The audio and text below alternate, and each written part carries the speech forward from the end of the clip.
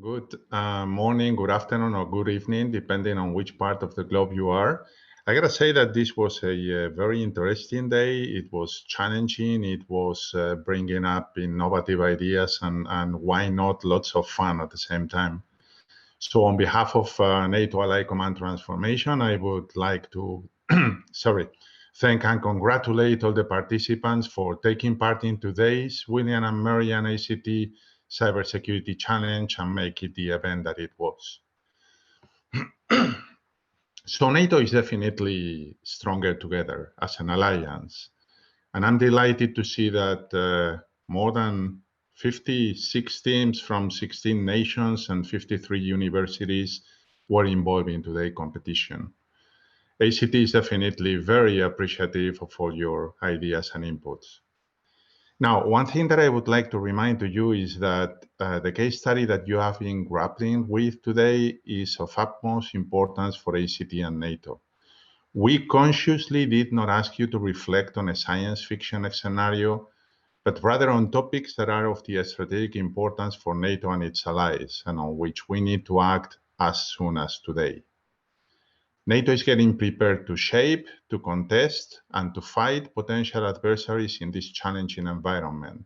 And as you all know, shaping is much better than contesting and way much better than fighting. ACT is leading the transformation and capability development front in this endeavor in NATO. But as stressed by Colonel Hansen this morning in his opening remarks, NATO cannot do so in isolation. We need to foster partnerships, notably with academia, which is critical. And this event, today's event, highlights, I hope, the mutual benefits of this kind of engagement. As one of the judges for this competition, let me tell you that I've been impressed by the quality of the action plans and recommendations that you have come up with. Some of your proposals provide a really real, fresh, and innovative view into the problem case. And a number of ideas that were presented today were very innovative and particularly relevant and interesting for us.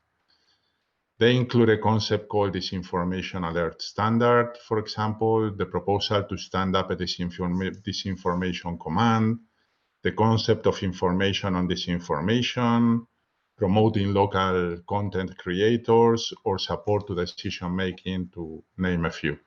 Some of these ideas are definitely actionable and worth pursuing, and perhaps bringing up to further stages of implementation. So ACT will now digest and reflect on all the inputs that you have kindly provided and see how to take them forward when appropriate. I'm sure that a number of these ideas will be able to fit our mindset, but also our work strands. So don't be surprised if you hear from us in the near future. Finally, I would now like to conclude my remarks by thanking again all the participants, all the speakers, the mentors, and the judges, as well as William and Mary, again, for making this event very successful and very useful for Ally Command Transformation. Thank you very much.